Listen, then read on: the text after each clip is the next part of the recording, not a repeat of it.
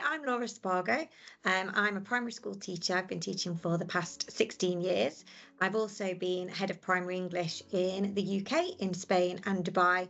And I've recently returned to the UK to start my own education consultancy business. I was privileged to be asked to contribute to the Two Widgets EAL guide because I've seen firsthand the positive difference that Widget can make to supporting and empowering pupils and educators in actually being able to communicate really effectively.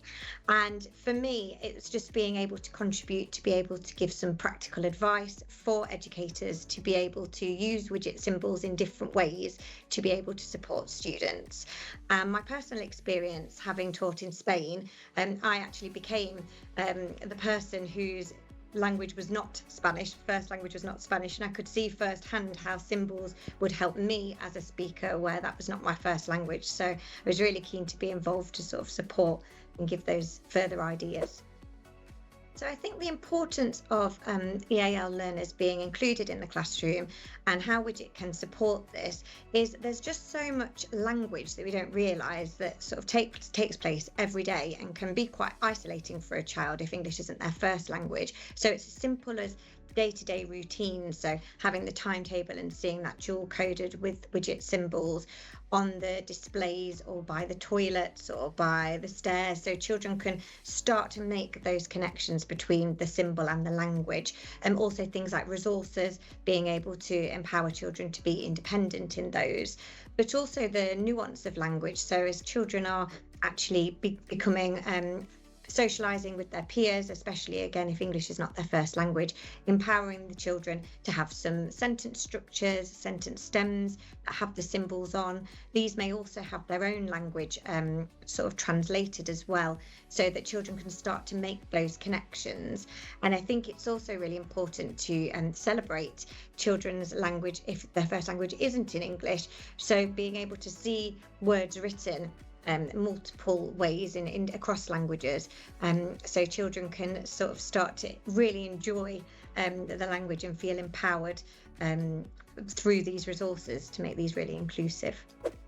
So I think widget symbols are integral to children becoming empowered within the curriculum, because we've spoken about how there's everyday language that the children will be learning and coming across, but then we sort of move on to this academic language.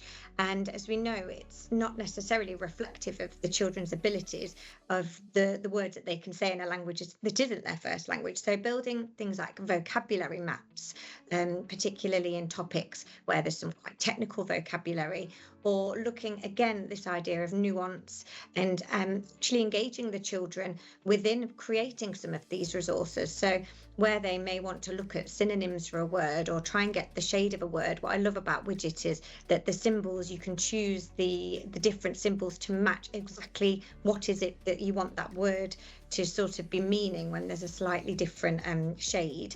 I think the pre-teaching of language is really, really important for EAL learners as well. So having the vocabulary cards with the widget symbols or the vocabulary maps. Again, the children could be involved in making these, buddying children up. It could be that children are working with other peers who have the same language that maybe isn't English as the first language, or children who are quite proficient in English working with the children.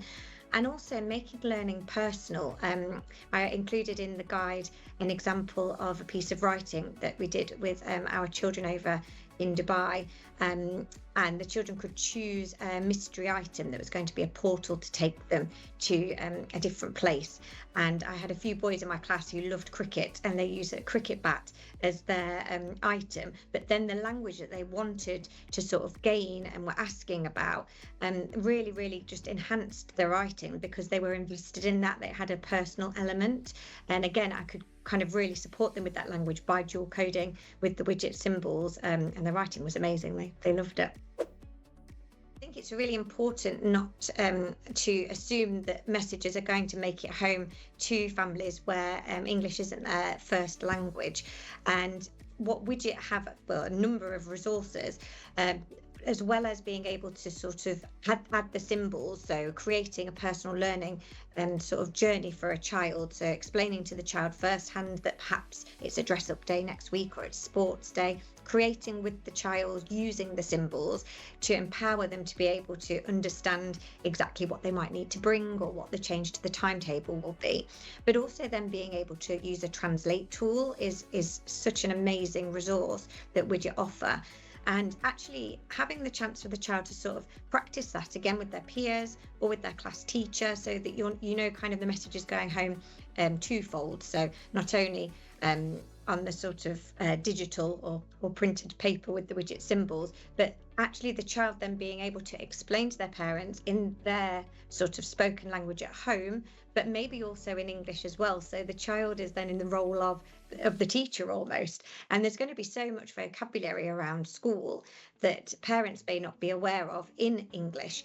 And so it's really important to sort of build that up and just make that really equitable and inclusive for the families too, so events don't get missed. I think the guide is such an amazing idea.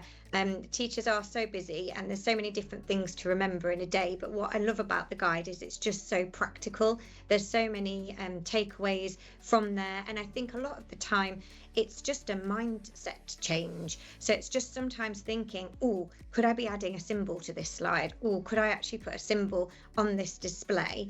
And I feel like the guide is full of really, really amazing ideas that again could just be put into the routine of when you're making resources or creating different documents, and just being able to take those away and have those really practical, those just sort of simple intentional shifts is a really, really powerful resource. So it's been a pleasure to be involved and be part of it.